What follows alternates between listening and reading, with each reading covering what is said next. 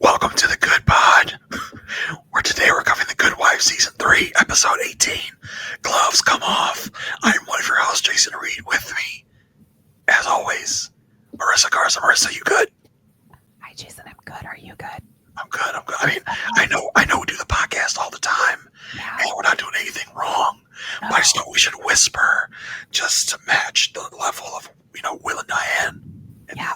Well, I can help you with episodes that happened before this episode, but I can't help you with any episodes in the future. But you will definitely still be here. I will definitely You're not still be here. supposed to be consulting. You're just still going to be here. Yeah. Okay, so y'all can turn your volume back down. That was Jason's bit of the week. That was my bit. I thought it was just it was so funny because Will and Diane are whispering, wait a minute, I mean, should you whisper? I mean, I feel like we're not doing anything wrong, but we're whispering, which means we're probably doing something wrong. And not only that, in that scene, the lights all dark. Yeah.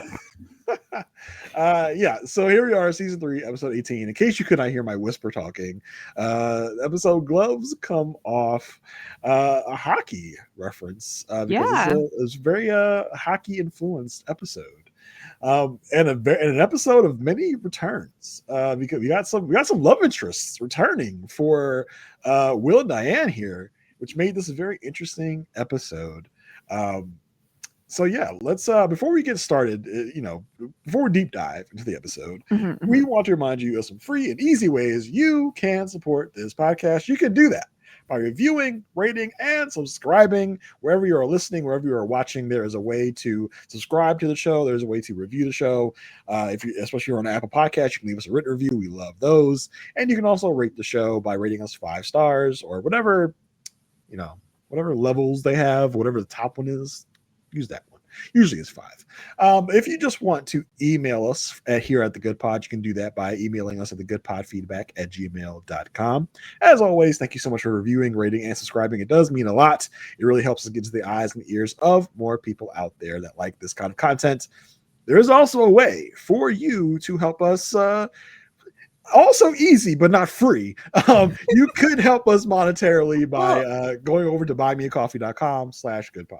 We're just asking for a bump, a little raise, a little, if you feel like contributing to the Good Pod bonus, that's the place to go. I do feel like somebody out there is like, oh, these guys, everybody changes. They start hitting you up for money at some point, At first it was all, doing this for the love of the game, for the love of the good wife. But now they're starting to hit us up for money. Wow. Everyone changes. Well, it's voluntary. It's voluntary. We're not cornering you in front of an elevator right before you leave for work, asking you about a raise. We're just letting you know it's a thing that's there, and we live in 2025. That's kind of what we're saying. I will say, Jang used Buy Me a Coffee recently. Bought us a coffee. I'm just saying. Thanks, Jang. Thanks, Jang. I'm not going to reveal how much Jang contributed, but I mean, hey, if you guys want to match Jang, maybe do better than Jang. I'm just saying. I'm putting the option out there. I don't want to have to go. They match them if you're not going to tell them. You can guess. Yeah, just guess whatever it is. Yeah. I mean, it was good. It was good. So I mean, I'm just saying. I don't want to spring it on you. We've been telling you about buying me coffee for a few weeks now, so I don't want to. It's not springing it on you. But yes, that is some ways you can help support this podcast. We greatly appreciate any help you can give us, either free or paid. Otherwise, and also. Just listening is helping too. Yes, for sure. Yeah. Do not get it twisted. We love everyone listening to this podcast that supports us with just your listen. That's enough for us as well. But we do like money. I'm just gonna Marissa, let's get into the episode. This was how did you feel overall about the episode? What would you rate this episode? What was your ranking? Oh, what would I rate this episode? Out of what? Out of 5? Out of 5 Gavels. How many Gavels are you giving this? Did I just start a new thing? Are we going to start? We could start a new thing. 3 seasons into the podcast. Yeah, we could do that. Yeah. We could do that. I don't know. I tend to really favor Diane episodes, and this was a pretty Diane centric episode, so I'd have to give it at least it's a good 4.5 Gavels. Whoa, 4.5 Gavels out of 5 Gavels. You gave a 4.5. You snapped the handle off one of the Gavels. Yeah. Oh, wow. I mean, okay. Yeah. Interesting. It had it had all the it's not like it wasn't like it's not one of my favorite. Maybe I'll just go 4. We'll just take it. We'll just go 4. But it has like Marissa, all the elements. Don't let me bully you into. You bully me all the time, Jason. If you want to go 4.5 Gavels, go 4.5 Gavels. I'm like trying to. It's always hard the first call, right? Like because then that's like everything else that you like judge everything else on. So I maybe not have given myself enough room on that end. So I will adjust to 4. Okay, I'll give it 3.5. I feel like the main case was not entertaining enough for me. Oh yeah. I think that's where it falters. So I'll give it a 3.5. The other storylines really brought it, but the main case I felt like didn't really bring as much as it could have. But Marissa, let's random ranking segment out of the way, which may or may not be being carried forward from here on out. We don't know. We're just kind of going off the cuff here. We're just having funsies. Let's get into the main episode. Let's get the episode as a whole. We'll start with the case of the week. The case of the week. Have you ever driven a snowmobile, Jason? Never. Me neither. I've never. I don't even have like the desire to drive a snowmobile. I've been on a snowboard one time in my life. Oh my gosh. I think probably almost 2 decades ago, and I'm not honestly really looking to not really seeking out snow adventures. I'll say that.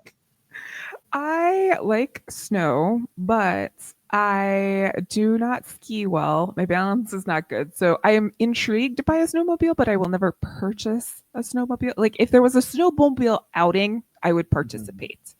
But I would have to make sure that the steering column didn't freeze like it did for our friend here, Grant, on in the case of the week, because this case opens up with a video taken by his wife while they were on a snowmobile. She's like, "This is so fun. This is so great. Why are you steering towards a tree? Please don't kill me." I don't want you to go to a tree, Grant. This is not what I want, Grant. Please don't do this. She's like, she really was accusing him, like, Grant, why are you steering to a tree, bro? That's not cool. It's like, I'm not doing it myself. It's the steering column. And so she ended up being in a coma and then eventually died from this accident. And so this is the reason why Grant is suing the snowmobile people, because he's claiming that there was a malfunction that caused this accident. And the judge in this case is very like, this there's really not much to discuss here. Like, let's just get to a settlement. I'm not gonna like do anything. But I enjoyed her character when she could not find her glasses. Yeah, that was an interesting quirk they gave this judge. It almost felt like an ad lib. Like she's like, that wasn't in the script. She's like, let me add some interesting dimensions to this judge. Can't find her glasses. She's just like looking all over her glasses, and the director's like, that was funny. Leave that in. And I liked her just kind of cutting straight to the point. Like, look, y'all, like I'm not gonna waste the court's time. Let's not do this. This is ridiculous. Like she's literally talking to the snowmobile people. Like, come on. You know you're at fault here. So give the people some money, figure it out, and don't waste my time. And on this case, I should mention is Alicia and Julius. And so they're like in front of this negotiation with the judge, thinking they're like, okay, like let's just settle it up. Let's go. And Snowmobile guy, who is a lawyer that we have seen in other shows, Jason. Yeah, this guy, he's kind of been. I know I recognize him immediately from Breaking Bad. That's where I know him from. The one and only Gail Bedecker, right? Like he was a very. I think that was around the time Breaking Bad was really starting to like break out. Pop off, with the Gail Bedecker stuff. You know him from Suits. Yep. You called that out in our pre-show. Oh, it's a Suits man, and he's also a big part of the show Billions. He's a good like lawyer, dude. Like, yeah, he's very good, like official sounding person. Also of note, I guess he's the plaintiff here. Oh yeah. Is Grant Duvernay or whatever is Carisi from Law and Order SVU, aka Peter Scavanino. I thought he looked familiar, but I couldn't place it. He didn't have the gray hair. It was like, without the gray hair, you don't recognize who he is. And then, like, when I was looking him up on IMDb, because I was like, obviously, I know who this guy is. He's Korean. He didn't have the New York accent he puts on the Law and Order. Yeah. He's very New York on Law and Order. And so Yeah. I was looking him up, and this man has been on 230 episodes of Law and Order SVU. Wow. I was like, that's crazy. Like, there's not, like, most shows don't even get 230 episodes, period. And this man, who has not even been on the whole run of the show. I was gonna say, like, you're no Mariska. Yeah. I mean, Marishka's got probably 1,000 or so episodes at this point, but this guy's been on 230 episodes. Like, that's crazy. But yeah, this is Carisi, our guy. Obviously, he was not the. I mean, I don't know if you call him a star now. I only call him a star because I love him. Yeah, like, he became a star. He became a star. I think there were plenty of other drop-ins in this episode, as we talked about. Yeah, for sure. So snowmobile lawyer is like, okay, we're not really going to settle because here's this guy's medical record. And Julius is like, this is from 2009, from before the accident. It's like, yeah, but it does kind of like show that this guy was a little mentally impaired because he's a pro hockey player. And they brought up CTE in reference to hockey, which I thought was interesting because we always hear it in reference to football. Yeah, and the concussion thing in football will really take off in a few years from when this was shot and filmed, which I don't know if they were too scared to go against the NFL, or like they obviously changed the name of the NHL for those reasons. But maybe it was too much to even hint at a football controversy because the NFL is nothing if not litigious. So I think they just want to totally steer away from the football side of it. I don't hate or loathe the NFL, but I do not watch football. Yes. For non-sportsman reasons. Don't come after me, NFL. Is all I'm saying. That's all I'm saying. Just like, I mean, I'm about to come after you, Marissa. I love that. I know you love the. I know. I know. As someone who is preparing himself right now, I know for the NFL season, I know, the fantasy football season. I know. And Marissa, First of all, there is no football without band. Okay. Right. Yes. You are a band geek. We know that. And yeah, I understand I can probably understand your hesitation. Yeah, you get it. And your reasonings, which I agree with. It's for some reason I just can't, like, I'm just like, it's okay. I go to Disney World. I mean, everyone's got their but it's fun. Like, yeah. I do feel bad. It's like it's fun though. I like watching it. Yeah. I mean, it's okay. There's it's not our fault. It's a guilty pleasure. It's a guilty pleasure. For sure. But anyway, okay, so snowmobile guy says, hey, this guy was a pro hockey player. If he contributed more than 50% to this accident, he cannot sue us. So what are we going to do now? And so the judge is like, okay, let's put an independent investigation into his neurological records and stuff like that. And so back at the office, they're like freaking out. They're like, oh, I thought we had this going on. Diane's coming in from court, which we'll talk about in a minute. She was not in court in her usual capacity. And then Will is like lurking. And he just popping up when he needs to. This dude is in the shadows waiting for an opportunity for him to bring something to something. Because I guess he's probably pretty bored, right? Because the cases that were going on before he left, which is like a few weeks now, some of them are probably drying up. So he's just walking around like, what can I get into? Like, what can I do? He's like, oh, that's a case I used to work on. Let me see what I can do there. And listen, we said it last week. You know that Will's not in his official capacity because he does not have a tie on. No tie. Yeah, no tie. I'm not an actual lawyer. I have no tie. So no tie. I'm safe. I have no tie on. Whispering. So and also this is kind of big because at the beginning of the episode we find out there's been a leak in the office and someone's talking to the bar association about Will's involvement in the firm. But so he shows up, talks to Diane and says, hey, this was like a past strategy thing. Like, I don't want to say anything about the future, but just bring hockey into it, because if you bring hockey into it, they're going to want to shut this down or pay up. Like, they're not going to want to have any gray area or let this go any further. And Diane presents this to Julius and Alicia, and Julius looks at Will and goes, "Great strategy, Diane." See, Julius, that's why I love you, because you're not afraid to say some stuff like that, like really, is you and Will go over to a little corner and then you come back and Diane's like, I have a grand idea, and they're like, oh, okay, yeah, I'm sure, Diane, great, yeah. So I love that Julius kind of calls it. I was like, Diane, this is your strategy, I guess.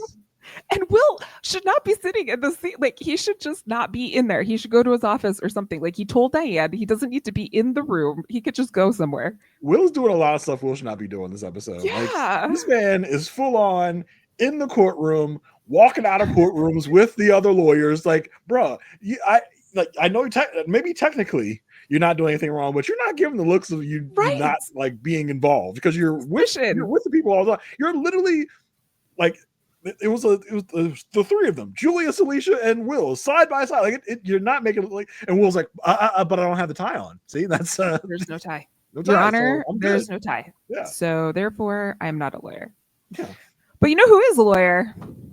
The one and only Louis Canning, who is back in the courtroom against Alicia, representing hockey. And they thought that he was going to be like, he'd need a couple days to get things ready, to get things going. No, he's like, let's go. Like, let's do this. And Julius and Alicia are like, what? Okay. What's going on here? I always love seeing Louis Canning and Alicia in the courtroom. It's really good. It's always fun. And back at the office, Will has a visitor.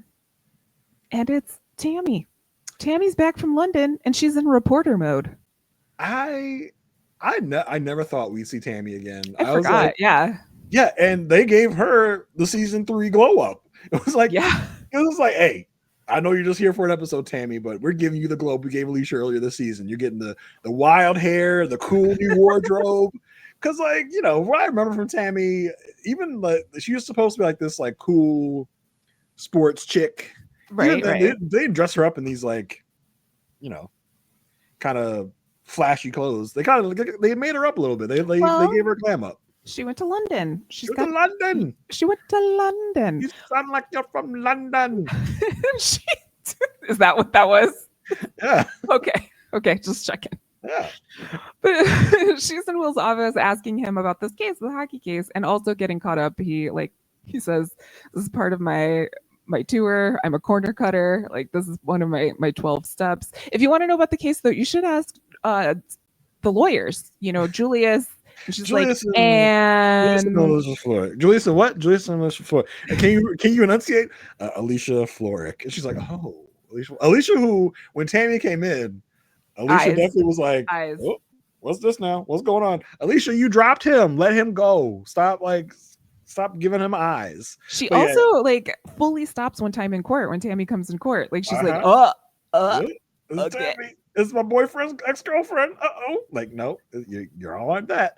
But yeah, and because, you know, Will knows there's going to be some tension around Alicia, so he's like, you're going to want to talk to Julius. He's one of the lawyers. She's like, one of the lawyers. Who's the other one? He's like, just another lawyer. You know, the woman that I left you for, basically. I'm really surprised we didn't really delve more into Will and Tammy. You know, I'm surprised they did not dive more into it. I feel like Tammy is definitely someone that doesn't want to look like she cares. So I think it does kind of fit that she didn't like dive more into it. She doesn't want it to seem like she was hurt by it. Yeah, but she definitely chose to lean in on Alicia later. So she does care a little bit. Alicia, because there was like the state's attorney was going to look into this at one point because of the fact that Grant, the hockey player, basically was ganged up on by the hockey team. So Alicia goes over to Cary and says, like, basically like, hey, can I like see the report? And Cary's like, they sent you and not Kalinda? Like, what's going on? And also we find out that Cary is not the deputy any longer. We don't know who is, but yeah, we're not sure who Cary. Yeah, it's not. Cary has gotten demoted, I suppose. Self-inflicted, he said.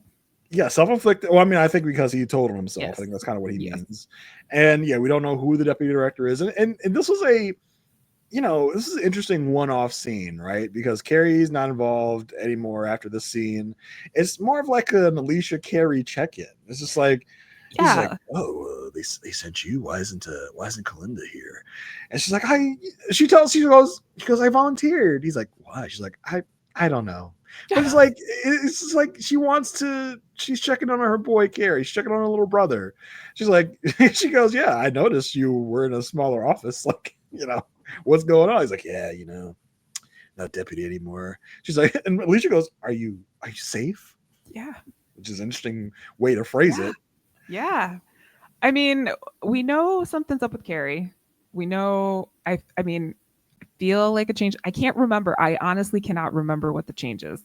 I can't I can see him going to Lewis Canning. I can see him going back to Lockhart Gardner. I could see him staying at the state's attorney's office and running amok and causing trouble for Peter. I can't remember which way this goes, which is really fun for me watching in the rewatch. But yeah, he is not in the power position he was in before. And he also, like, his demeanor is definitely like he's humble Cary at this moment. Yeah, I guess so. And we're near the end of the season, so my guess is we're going to go into season 4, and Cary's going to have some new digs wherever those may be. I honestly, when we were starting this rewatch of this show, if you had asked me how long Cary was at the SA's office, I would have said like half a season. But it's been almost 2 full seasons so far with Cary at the SA's office. So yeah. I'm surprised it's been lasting this long.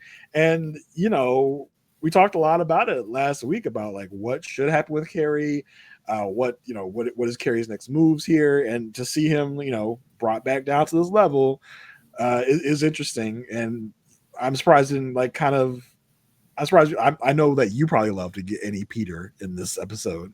But I'm kind of surprised there wasn't any big follow-up to that meeting that Peter and Cary had last week between those two. But I guess we're just supposed to imply, because they do tell us that he got himself demoted, basically. So it's very interesting, and he's feeling not safe, as he tells Alicia. So I think we're poised for some movement from Cary.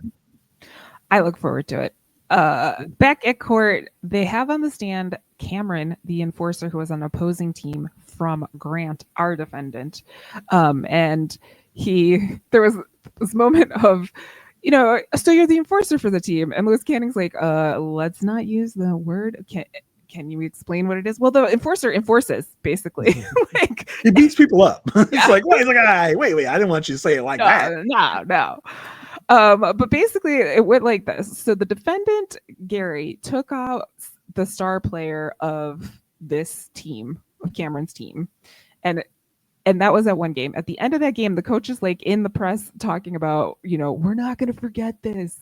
This isn't the last you heard of us. So Alicia's trying to prove that Cameron and his teammates basically had a directive to beat Grant up because of the action that he did before.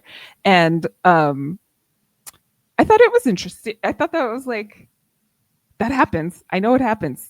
Yeah, I mean, for sure. And, like if we're like comparing this to other sports, there was a whole bounty gate in the NFL. Oh, yeah. Where people were like literally targeting people and wanting to hurt people for monetary gain. This is, I guess, similar to that. It's more of a retribution type of thing. It's probably not for monetary reasons, but for like a, you got us, we're going to get you type of thing. And yes, this type of thing does happen. I thought it was the evidence that Alicia was presenting was kind of circumstantial.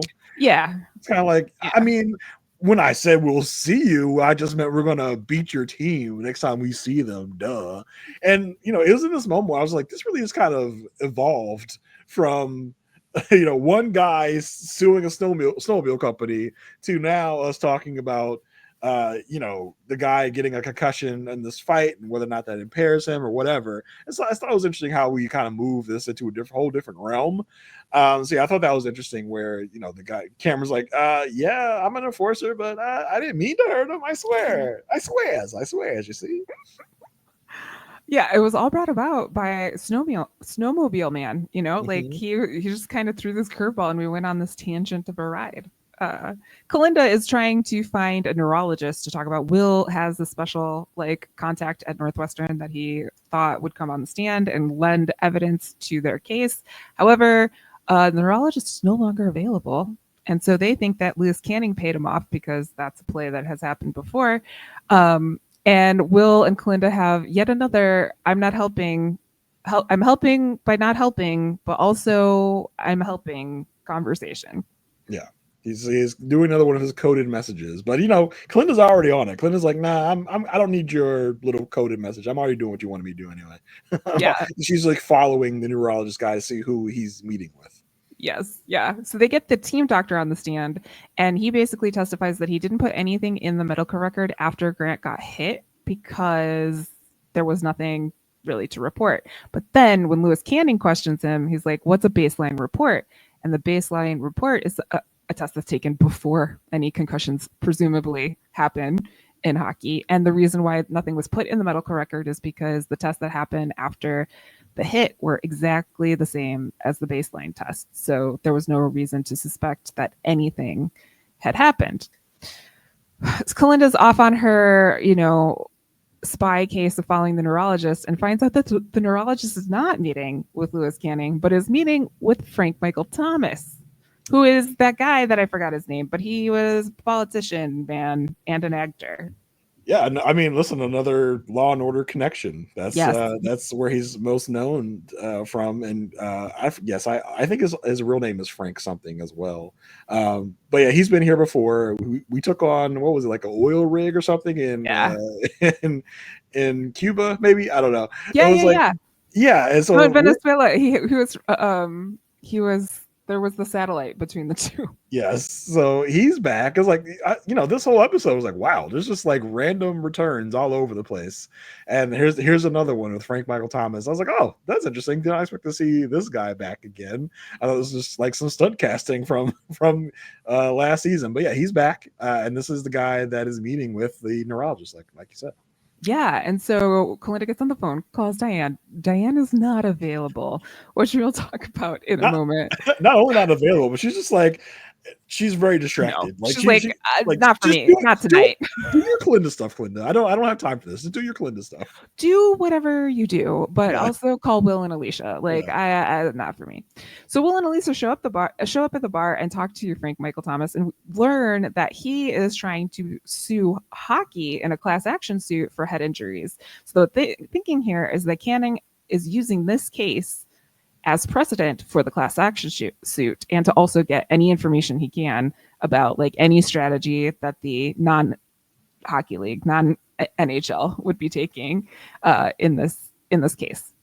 Yeah, it's kind of a precursor, I guess, to kind of prep for this class action suit where it's like, well, we won this suit about head injuries, so how are you going to give us a good judgment on this suit if we won that one?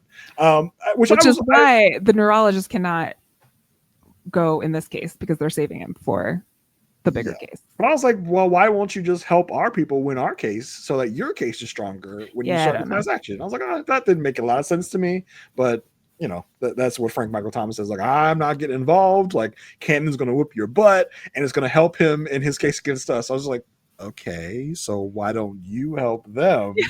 That didn't make any sense to me. I mean, he comes around, but not yet. Not yet. Grant's back on the stand, and he is talking about he knew he was going to be a target. This is not anything surprising. But when Lewis questions him, he's like, someone who deals with a chronic condition, do you want some advice? One day at a time. Just take it one day at a time. I like that they tamped it down. I know, because when we first met Lewis Canning, he was all about milking his condition for sympathy from judges, for sympathy from juries. Maybe because it wasn't a jury this time, he didn't feel like he had to do it. But I like that they kind of they took it down a little bit. He did it once, and that was enough. Because I think if Lewis Canning did this every time he was on the screen, it would get old. But I liked that he just did it once, and Julius and Alicia shared a look and rolled their eyes like, oh, yes, it was great. Go again. Yeah, it was good. Loved it. And he basically gets Grant to confess that he faked the baseline test. So, of course, the baseline test matched the test after a concussion because he did that on purpose. And the reason why this happens is because hockey players don't want to lose their jobs. They don't want to get sidelined during a game. They don't want to get kicked off a team. They don't want any of this to happen.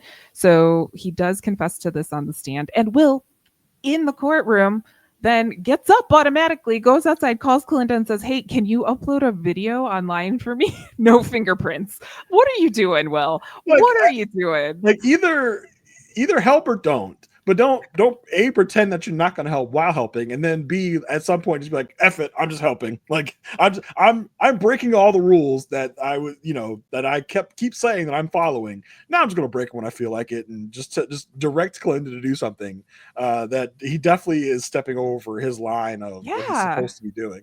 And I loved how pissed off Will was, seemingly at Julius, that Julius is letting these things happen. Like he's literally like, Julius finally objects. He's like, Will's like, finally, you objected. Like, God. Like, Will wanted to go himself, like, objection. Yeah, he should not be, like, knowing he doesn't have good self-awareness, I know. But he, like, should not be there. He should not trust himself in that environment. You know what I mean? Yeah. I feel like if Grampy, what do you call him? Grampy Gilmore was watching Will doing this, he'd be like, bro, this is definitely outside of the scope. Like you should not be in this courtroom while this case is going on, being so jazzed. Like at least sit in the very back of the courtroom. He's literally sitting right behind Julius and Alicia. Like, you look like you're helping. Like, come on. Or like having the call with Kalinda in the hallway of and not using any code, like no fingerprints is not something you want someone to be hearing in passing. Oh, well, still love you though. So they bring on the like copyright usage dude from the league onto the stand and ask him about a site called ringfights.com where they basically will bet on fights that happen in the hockey games. And the league is not doing anything about ringfights.com. However, they cannot wait to send a cease and desist order to another site where Kalinda uploaded footage yesterday. Cease and desist came like that. And that's what gets Frank to want to help in this case. Yeah, because this is quite a stinger to the hockey league, because the hockey league stance is no, we hate the violence. We hate the fact that our players are getting hurt. Like, it's very like, I don't watch hockey, so I'm not sure if it is as pronounced as this is. I'm sure it probably is, but the NFL itself is so like this. They're just like, what? No, we abhor injuries, we abhor violence, but they do things that kind of contradict that. They kind of to profit off of the players' health and the injuries and whatever. And this was so good because it's like you cared so much to strike down our clip, which is probably just like a clip of a game that did not feature any violence, but you let this other ringfights.com site go ahead with the violence. So obviously you like the violence. You think the violence helps with fan support and fandom of the game. So which is it? You don't like the fights or you do? What are you talking about? So that was quite a hit to the, I'm just gonna say NHL because I forgot what they call it. Yeah, I was like the AHL or something like that. Yeah, so at that point, Frank is like, oh, like these guys might actually know what they're doing. Let me go ahead and jump on the bandwagon and see if we can strike while the iron's hot, so that it will help by time we get to our class action. We can use this case in our favor. Because I guess Frank looked at this whole fight that Canning's having, like he looked at it as like, oh, Canning is going to demolish them. So right. Back. So it makes more sense as I talk it out. Why Frank was not like, nope, y'all good, y'all are on your own. We're good. But now he's like, oh, you guys got a little pep in your step. Let me go ahead and help you with this case. Yeah, because even on the stand, Alicia gets the hockey guy to say, oh, well, think about taking some footage down later, and then she leaves and says, thank you for this very damning testimony. And Louis is like, ugh. And then Frank says he wants to help. Meanwhile, Tammy decides to interview Alicia. And we learn, like Alicia's going to argue that fighting is not needed for the game. Like, because a lot of more fights happen in non-championship or Olympic games. So it's just like a byproduct of whatever, toxic masculinity, if you ask me. It's just our American need for bloodlust. Yeah. You know? Yeah. But then Tammy, like, on her way out is like, so did you sleep together after I left for London? Because Alicia brings up London. It's like, hey, I was London. And she's like, oh, did you sleep with him when I left? Because it wasn't over when I left, but then you slept with him and it was over. Oh boy, yeah, it was funny because they came into this scene with Tammy, Alicia, and Tammy goes, "Are you in bed with him?" And it's like, ooh, scandalous. And at the moment, they're talking about being in cahoots, basically, with Frank Thomas. Yes. So that was funny. And then we're like, oh, ha ha ha, very funny. And then right before she delivers the punch, like, so you and Will, were you banging after I left? Because she goes like, from what we saw, right at the time. It was like Tammy had called Will, emailed and her, said, "Hey, like, yo, if you don't come here by 7:00, I'm leaving to go to London." And I think the thing was Will had some other thing what was going on, and he didn't think enough of the Tammy relationship to run to the airport and stop her. That's what we saw. What we find out now is that she went to London.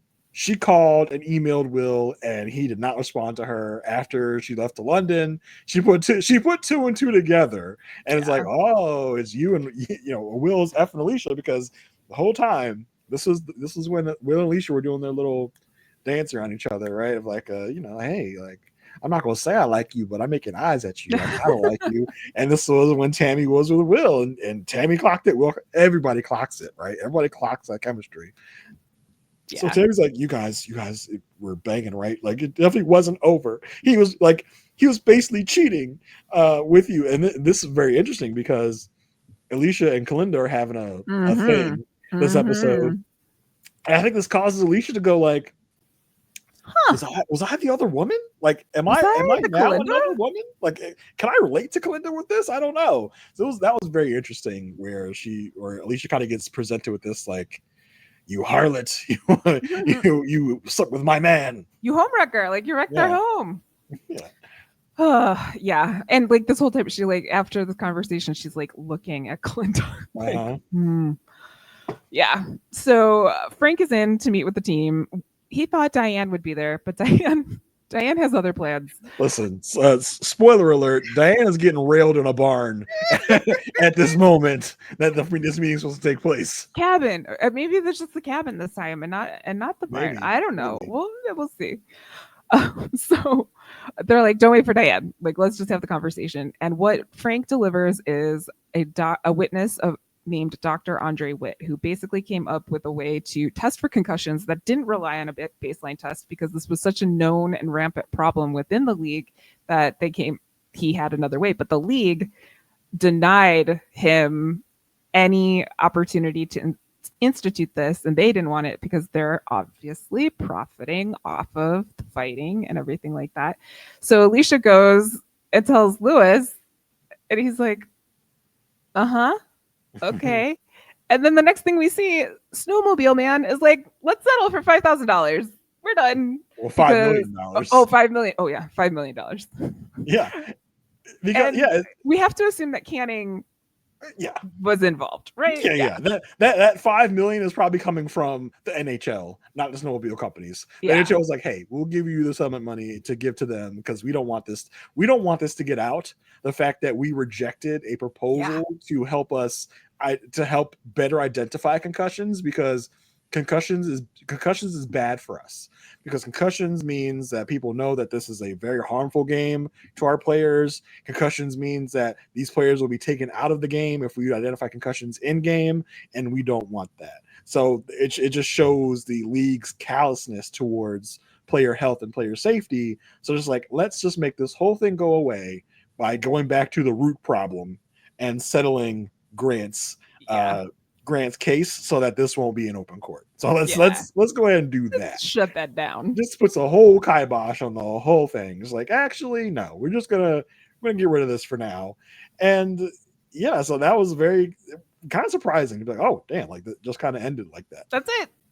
Yeah, I mean, I liked the case. You're right. This isn't like a keep my interest case, but I liked the argument that was set up, and I liked how it was kind of maneuvered throughout the case of like, it started with the snowmobile, and it shows like just how much corporations and people with money can like influence other cases, influence each other. So Yeah, I just think it wasn't as flashy. Yeah, no, as other cases we got. Yeah, no. It was no Colin Sweeney. So speaking of Diane, we have talked about her quite so. I titled this section in our notes, Diane gets her groove back, because she starts this entire episode in charge. Marissa, excuse me, to say that Diane gets her groove back. No, that's probably not right. Implies that Diane ever lost her groove. Okay, but she's definitely feeling something in this entire episode at the start. Yeah, even from the start, because there's the whole gaggle of all of the partners, and they're all fighting because they learned about the leak, and she's just like, if you want to kick, first of all, we're not kicking Will out. If you want to kick Will out, you have to have a meeting and get the votes and everything like that. So that's it. She gets up and leaves. She's just like, I'm not taking any shit from you people. Basically, she's like, snitches get stitches.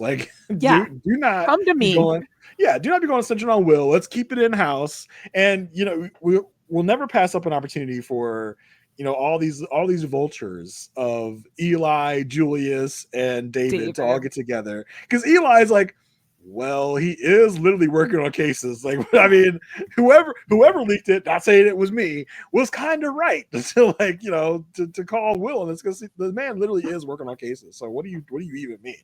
It's like, everybody's like, no. Will's like, no, I'm not. I'm just consulting. I'm not working. I'm consulting. Don't you get it? I'm doing what I'm legally allowed to do. Strategy. Yeah, I'm doing what I'm allowed to do, guys. Everybody's like, yeah, sure, Will, sure.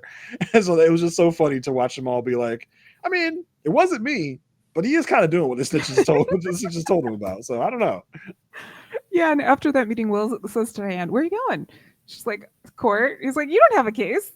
She is testifying in small claims court for Jack, the manly subpoena man. Manly subpoena man, aka the dirty Aussie that's trying to steal Diane away from Kurt. I was not surprised to see Jack again. I was surprised about kind of the callback to that scene that we saw a few episodes ago, where Jack has to defend himself against someone he's serving who tried to attack him. I was like, oh, we're going back to this. Very interesting. Well, I mean, he does have very aggressive ways of serving a subpoena, so it's probably not the first or last time this man has been in small claims court. Yeah, probably the first time he's representing himself either, because he's literally being his own lawyer in court. Yeah, and he tells Diane, your presence is like a breath of fresh air. What is this? He's like, did you see me shove him in a very manly manner? Yeah. So they do their little flirty thing, but then they agree to go out later, and Jack stands up Diane at the bar. And this is when Kalinda had called.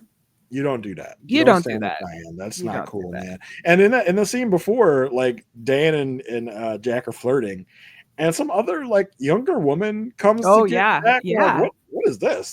This that never got touched on again. I was like, that's weird, but whatever. Yeah, you come on, man. You don't stand Diane up.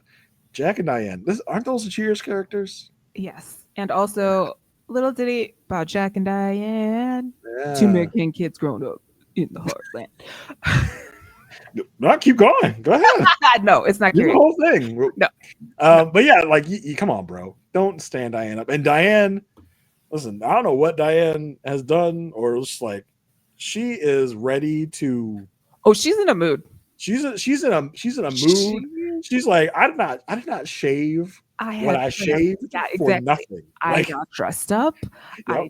I took an everything shower. I did all of the things. Everything. What is an everything shower? Jason, what is an everything shower? Is everything. There's a lot of maintenance that goes into women. Oh my. Taking care of themselves, shaving all of the places, doing all of the things. Okay. And also doing the maybe extra hair mask conditioner, or putting on a mask on your face and really taking time to make sure the skin's looking good and ready to go. Yeah. You're right. Diane's like, I did all this. I ain't wasted it.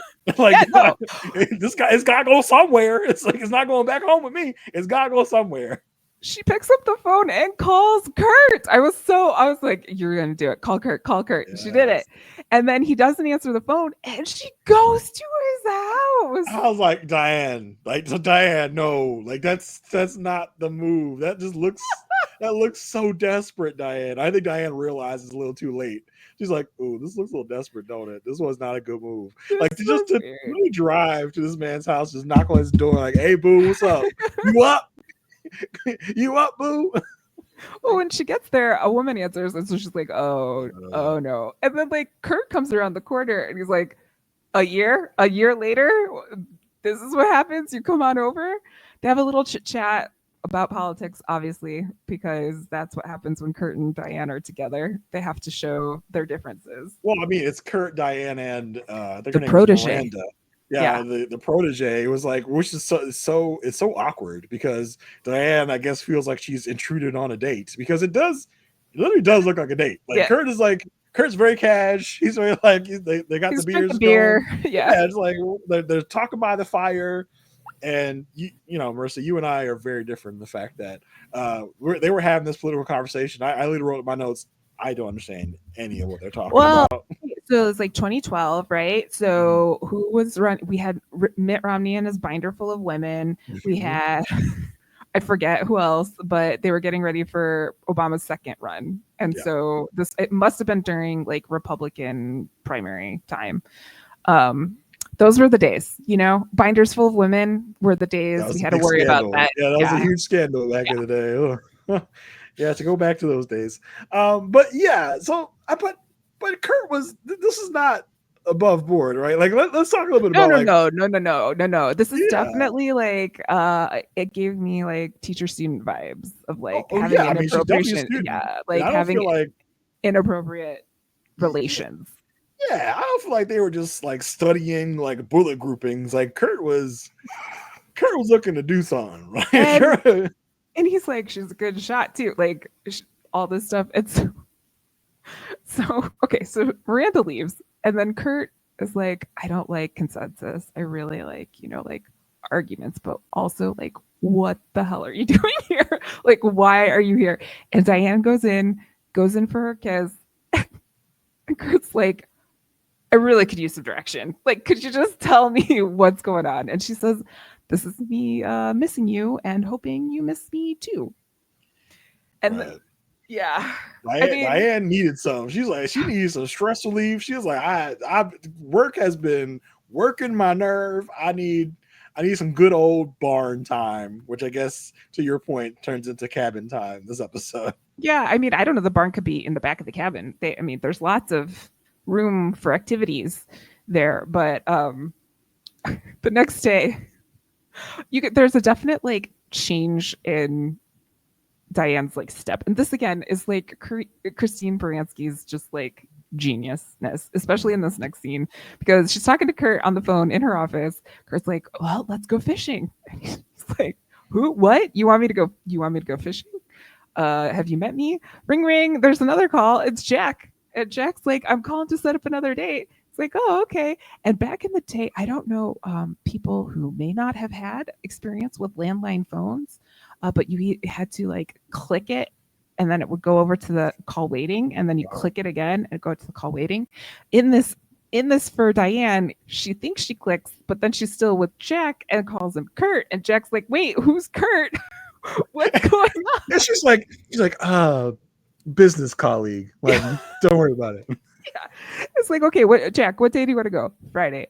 Hold on a second. Kurt, when were you thinking? Saturday morning.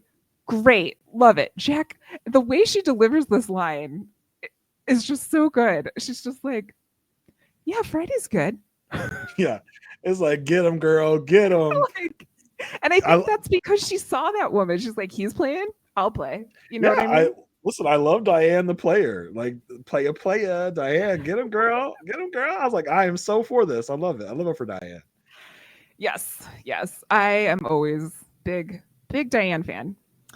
Alicia is still woe is me about how much money she needs. So in our notes, I did put Alicia in the freaking house because I'm almost as annoyed with this as I would be if Peter or Jackie was in the episode. Yeah, because listen, Alicia can only afford a $1.8 million house at the start of this episode. She has to figure out how to afford a $1.9 million house, which is quite worrying for our heroine here.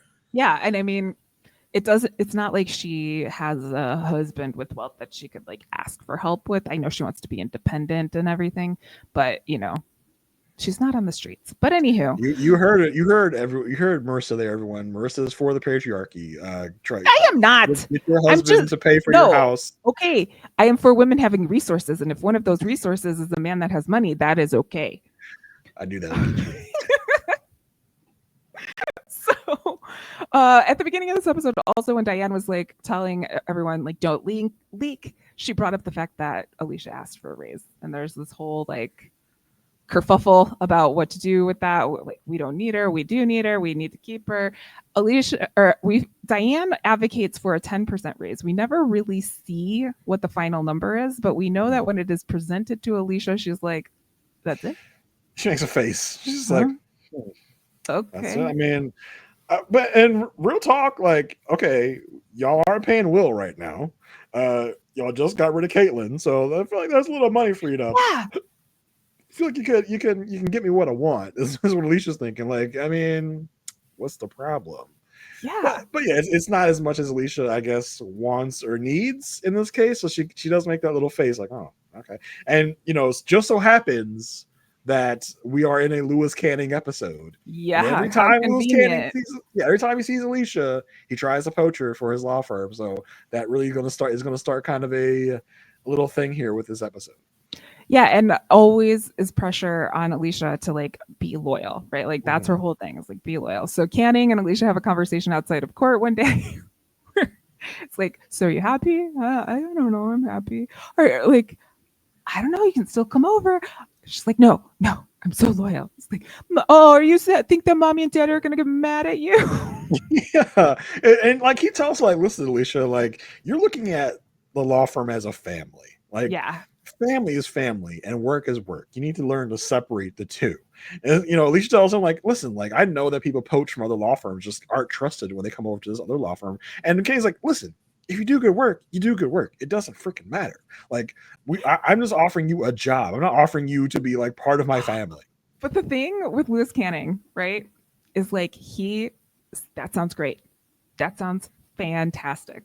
Mm-hmm. But this man does not back his words up, and he will also say, that's just the game, like that's what we're doing. And so it's like I because you're right, Canning, work is not family. Any place that says work is family is very toxic. It has a bunch of stuff. Like I'm all like this whole time I'm like yeah, but then I'm like, oh, it's Lewis Canning that's saying yeah, and he will turn right around. Yes. and those same very words he just said, he'll say the exact flip opposite, and to justify whatever turn he's taking, to be like, oh well, it feels like we're a family. Like he would literally say, like we're a family here, and it feels like you went against the family. If she was like to go to his law firm and to do something against him, like yeah, you just don't feel like family, so we gotta part ways. That's exactly what he would do, because he's Lewis Canning. He is the devil. He is of angels and devils on shoulders. Canning is a devil on a shoulder for sure. Yeah.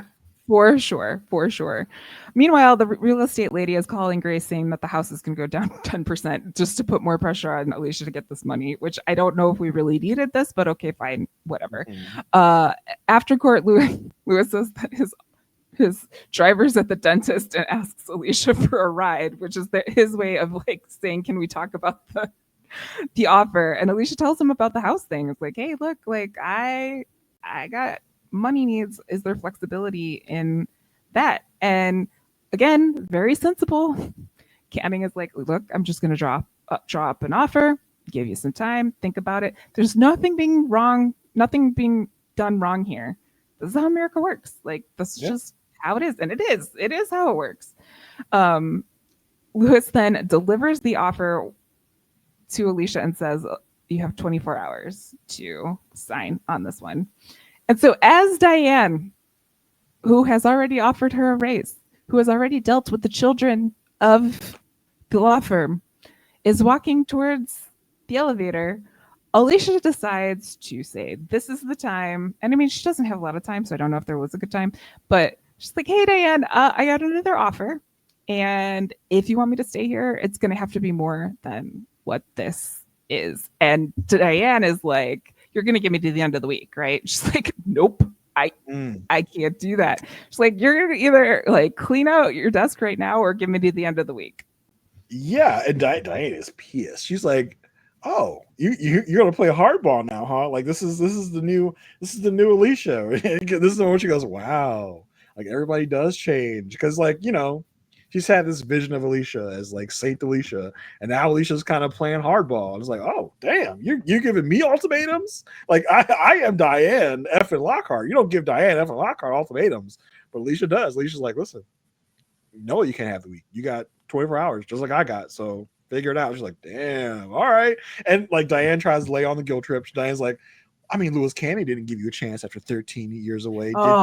Did he? And it's like, well, actually, Will did that. You didn't do that. So you didn't do it either. Yeah, but at this point, I mean, Diane can claim Will moves because of everything that she's putting up with. Yeah, so I loved how Diane was kind of like, oh, like this is a different side of Alicia. She's a little offended to be given this ultimatum because, like Louis kind of says earlier, in a way, Lockhart and Gardner treats these people, especially Alicia, as like more of like quote unquote family or like a friend relationship than anything else. Because like, no, this as Canning said, this is America. This is America. This is America. This is kind of the way it works. If I get a offer from another place of employment for more money, I'll have to take that because that's the smart move for me and my family. And Diane's like, oh, how dare you, betray us like this? It's like, no, this is a betrayal. This is capitalism, baby. Like either match it or I'm gone. Yeah, exactly. So which if Diane didn't match it, I would be interested to see like what Alicia did. Oh my God. Yeah. I mean, yeah. But Diane takes it back to the partners and they're like, no, don't give her the bonus, blah, blah, blah. And Diane's like, listen, I'm pulling rank here. It's going to happen. We're giving this lady a bonus. She's going to be able to get her house. And Will's like, you really stuck your neck out there for her. She's like, listen, you're out. Everyone's freaking out. I'm thinking about the future of this firm. I didn't do this for you. I didn't do this for her. I did it for everyone. Mm-hmm. And like this is funny because this is right, bro. Like as Diane tells Will this, she goes to her office to go talk to either Jack or Kurt, and she's got this like this fun lilt to her voice, and Will's like, the hell is that all and about? She's doing the Diane laugh, and you can hear the Diane laugh in the back. And yeah, he's like, what is happening? Like, she got a life? When did she get what? Yeah, for real. Like that's weird. But yeah, and Eli, of course, in this whole like argument about giving Alicia money, he's like, yeah, give Alicia more money. I'm all for it. Every time it comes up, he's like, yeah, let's do this. Everybody's like, oh yeah, because you're not biased at all. Yeah. And in the end, like, Canning feels used, and I mean, obviously, it's yes, but at the same time, he got good stuff for his class action lawsuit, and he's Louis Canning.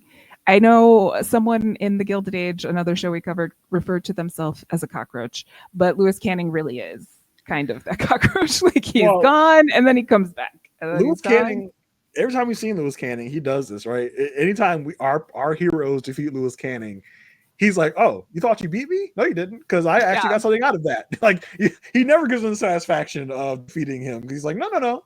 You actually didn't win. I won because I got important information about this class action lawsuit coming up. So actually, I'm the winner. You're the loser. Bye. Like, yeah. And Alicia's like, huh? What? Yeah. I guess. Okay. Sure.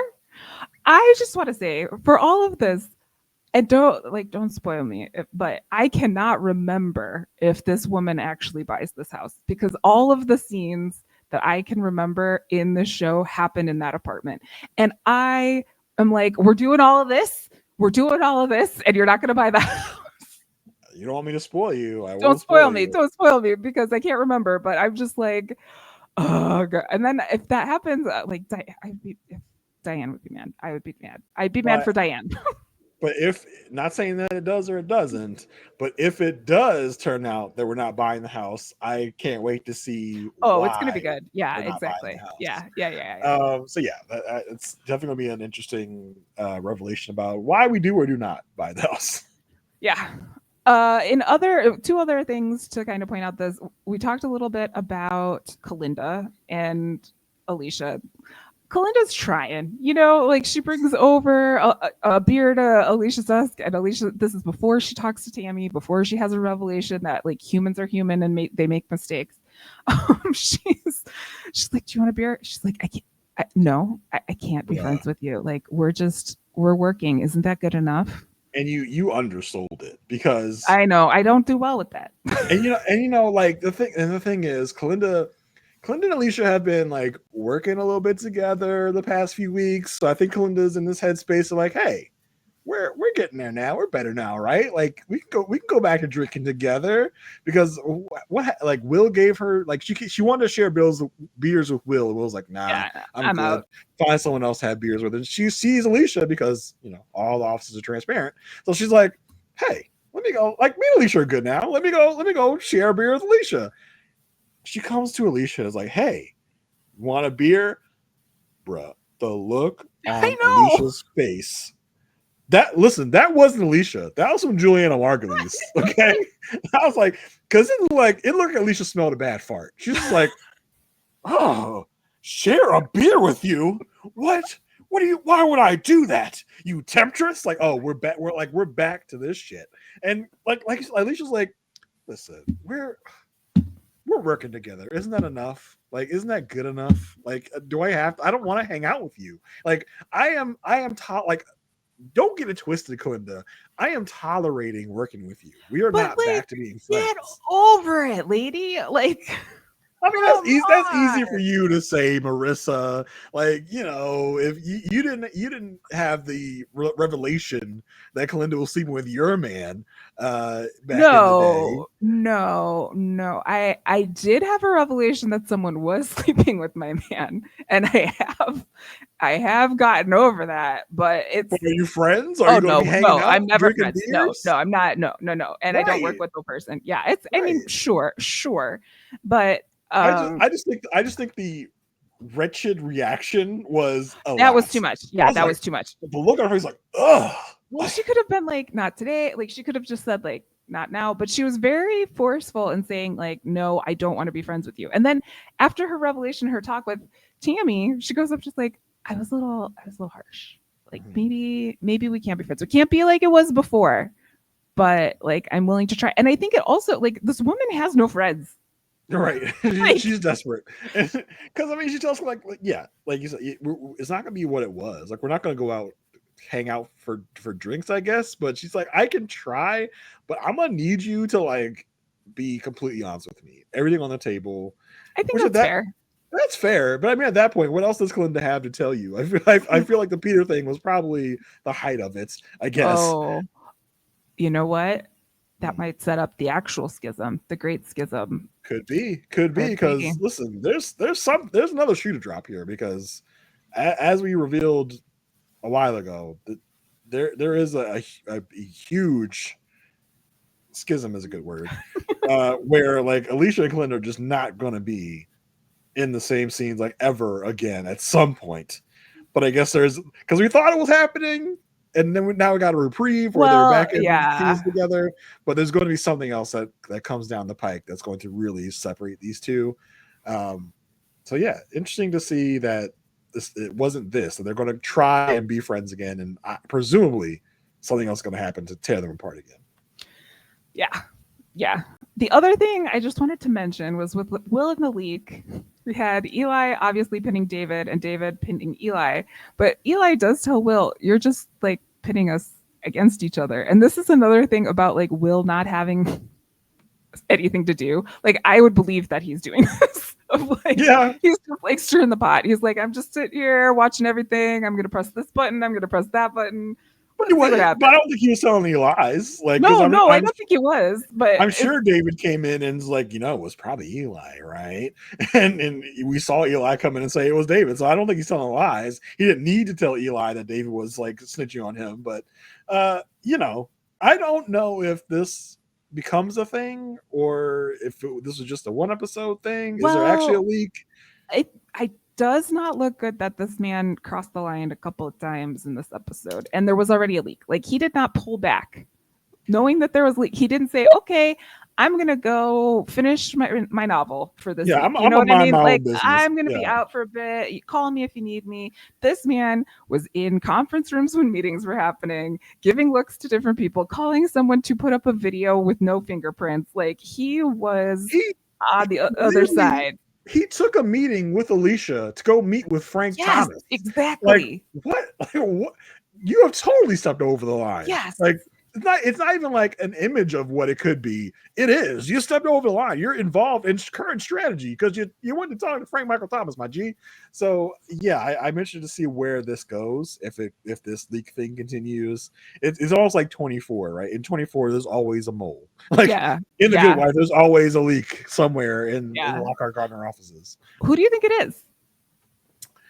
Boy, that's a good question. Julius has always been a little like self-serving, and especially with Eli pointing to David and David pointing to Eli, it wouldn't be a surprise for it to be another option, which would be Julius. Well, specifically because Julius said in the meeting at the big top of the show, it's like, I've taken all of Will's cases and now Caitlin's gone. Like, I'm doing all this stuff. And whenever Julius feels like he doesn't have his affirmative action program, he isn't like being heard or seen, which rightfully so, he isn't in situations, but he will go to desperate measures. He will do things like tell Derek Bond that he will be give him a vote and become head of litigation over there. You know what I mean? Like, he is out for number one. Yeah, I also would be surprised if you're just some random person that in an episode coming up, they're like, it's some receptionist, and they're like, so you've been the leak this whole time. Like, I also would be surprised if it was just or like Will's receptionist. Like, something like that. Yeah. So that was season 3, episode 18 of The Good Wife. Gloves come off.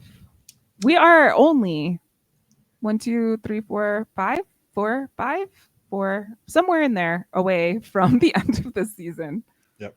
And I think, remind me, are there only 5 episodes or 5 seasons of the show? There are 7. Oh, there's 7. It's like 5 or 7. I don't either. 5 or 7, definitely not 6. It's either 5 or 7. Yeah. Okay, so we're not even halfway through. Not halfway through yet. So we're getting there. We still got a ways to go. Listen, we're a little less than halfway through Good Wife. We still got Good Fight, which obviously is not as long as Good Wife. But but you guys are stuck with us for a while. Yeah. And we've got Elspeth coming back soon at the time of recording, probably about another few weeks, I think, until Elspeth comes back, and we will be back doing that. Actually, I think it's October. So it's October, yeah. And we've already seen like some good behind the scenes, some good guest star drops there. So it's looking to be a good season. Yeah. So Marissa, do you want to fill the peeps in on what you're up to right now, where they can find you and your musings? My musings can be found at itsmemarissag.com. There are links to everywhere I am on the internet. Otherwise, you can hear me yapping on podcasts like this one, here with Jason, or over on Whirlwind Podcast coverage of Pretty Little Liars, one previously on at a time, or on my sister pod with my sister. USS Sisterhood, where we are watching Star Trek The Next Generation for the first time. We are closing out the first season of the show sometime soon. So if you know that season and want to hear what we try to make sense of, that's a podcast for you. Jason, what's going on with you? You can find me on the Perfect Match podcast. We are currently on Patreon, covering older seasons of Married at First Sight until the new Married at First Sight season comes out. So you can catch that over at patreon.com/A Perfect Match podcast. You can also catch me. Listen, this is a very sports heavy episode. I'm going to be on a sports podcast soon, talking about my team, my football team, the Ravens. I was on the podcast 32 Fans with Chester and Akiva, and also with Chappelle. As Chappelle is a fellow Ravens fan, we went on that podcast to give the skinny on what's going to be happening with the Ravens this season, our prediction about what's going to happen. So if you're an NFL fan, specifically a Ravens fan, I guess, I don't know what cross section of our audience is that. But if you go to 32 fans, it's I don't think it's probably out yet because we recorded it ahead of time. But keep an eye out for the Ravens section. They do a podcast for every team leading up to the season. So if you're just a NFL fan and are a fan of an NFL team, you can go find when they cover your team and check it out. It's a very fun podcast. You can also an upcoming project, which I don't know when it's going to be out. I will be talking with Grace Leader about the movie Black Panther for the podcast Crying Laughing. I think she is doing the best 100 movies according to AFI, I think is the thing. All right. No, I'm going to be doing that soon. So if that floats your boat, come check that out over the Crying Laughing podcast at some point. I don't know when it's going to be. I haven't even recorded it yet. But yeah, check all that stuff out. And until next time, stay good.